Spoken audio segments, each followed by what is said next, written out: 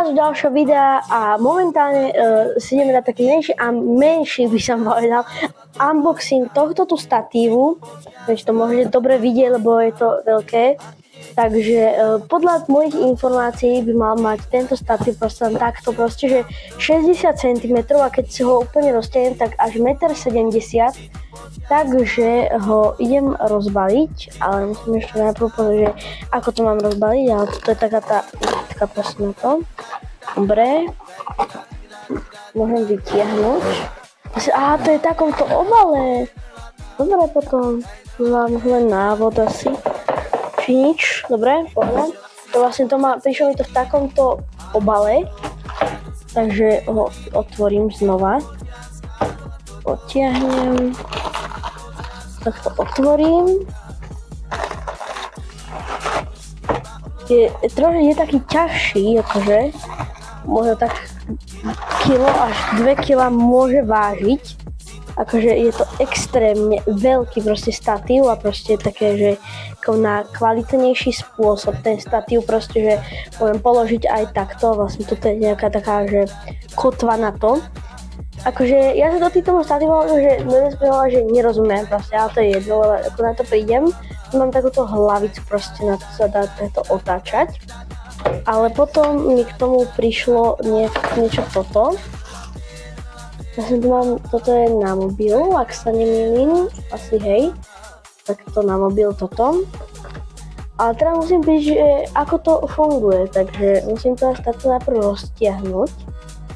Potom tuto je to je vlastne aj vodováha. Aha, dobre, to je jedno. Tak to bolo ako to, neviem, to skúsim. Aha, tak to teraz som dala čo dole. Teraz skúsim toto tu bola čo namontovať na to asi, neviem. No na toto, ja neviem, čo to je. To je veľké divné. Ale čo vyskúšam. Aha, toto, že by sem išlo. Tak toto zacvaknem do tohto. Neviem. Ale ozvem sa vám, keď to budem mať hotové, alebo na to nejak prídem, tak sa vám ozvem a dám sa zatiaľ timelapse.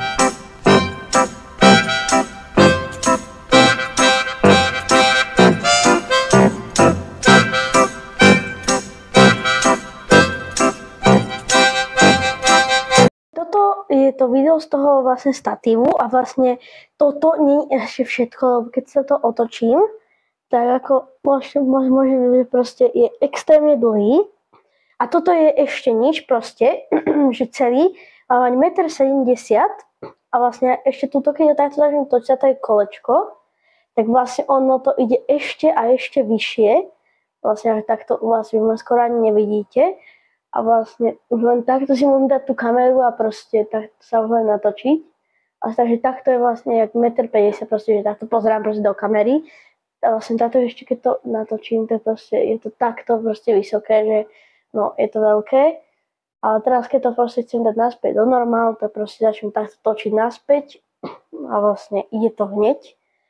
Takže akože tento statív na natočenom videu si myslím, že bude akože extrémne dobrý, lebo akože už takto proste je len na tých nohách proste na najvyššie a proste to ešte len takto.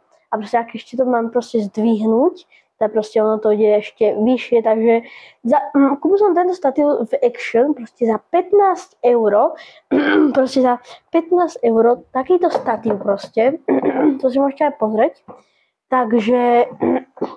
Takže za tých 15 € si myslím, že sa oplatilo akože brutálne.